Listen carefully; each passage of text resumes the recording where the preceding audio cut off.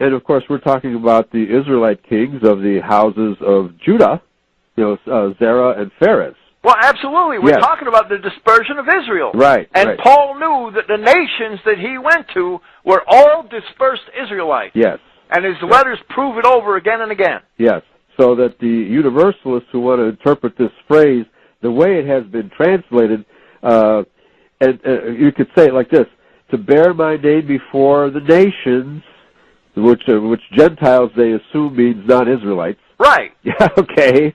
And kings, which is another separate group, whoever they might be, and the children of Israel, as if the first two were different from the latter. Right, but the grammatical construction is called a hendiatrisin, and it means one by means of three. It means that all three of these entities being mentioned are actually the same.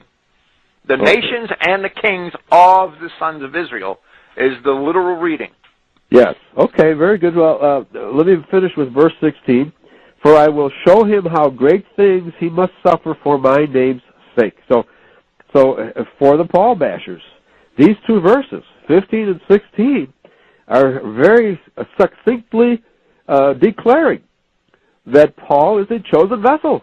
Absolutely. The Paul bashers are doing us a great disservice. Yes. Because these verses not only do that, they prove that Christianity is for only the lost sheep of the house of Israel. Right, because of the bad translation, the Universalists have chosen to universalize it, and the Paul bashers agree with them, not understanding the grammar here.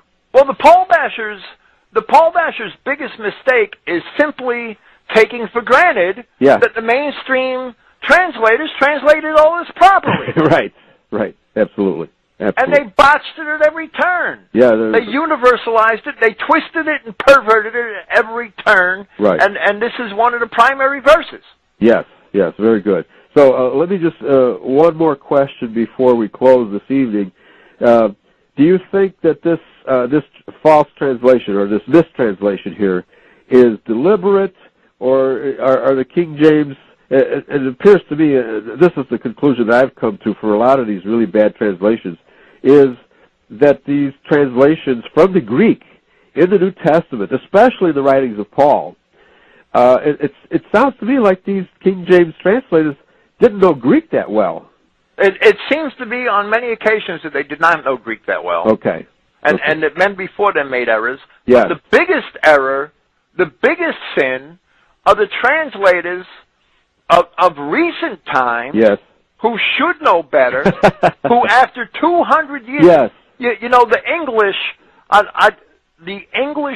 the scholarship that the Englishman has brought to the world is simply amazing. Right. The work that they did in the Victorian age and the age of the Empire, all right, the work that they did in archaeology and in language studies, and I do the best that I can to follow that legacy. Right. And that is why I use all classical English in the sense of, you know, Victorian English references.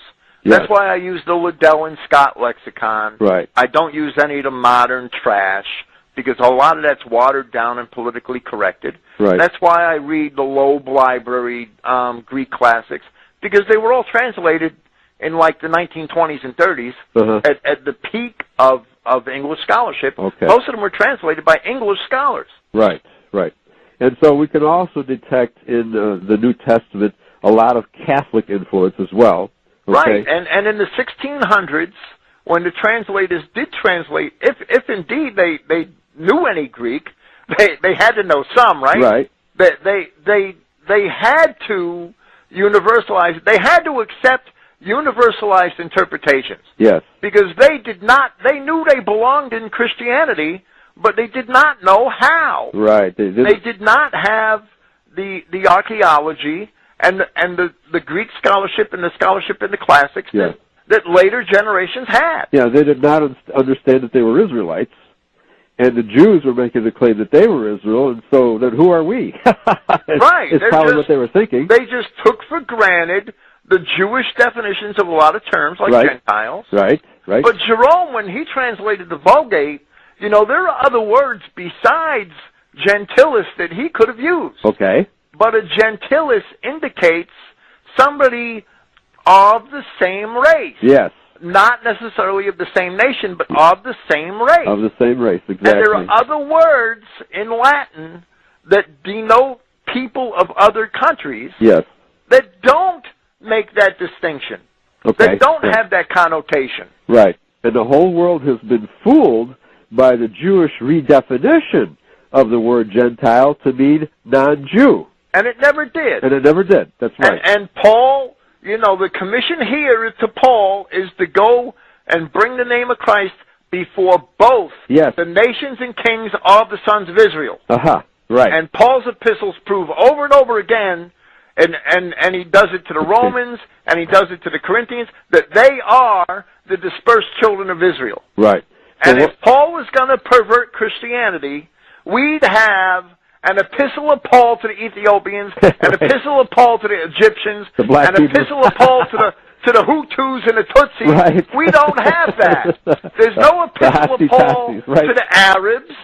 There's no epistle of Paul to the Babylonians. Exactly. There's no epistle of Paul to the Edomites. Yeah, right. Paul could have very easily perverted Christianity. Right. And the Paul bashers are just idiots for not seeing that. And of course, in other books, Paul definitely says that the Edomites are vessels fit for destruction. Of destruction, yes. Right. He does not include them among the Israelites. And he doesn't include any nation that's non-Israelite. Right. Every one of those people Paul wrote an epistle to were dispersed Israelites. Right, right. And he excludes the descendants of Ishmael, which is your today's Arabs, right?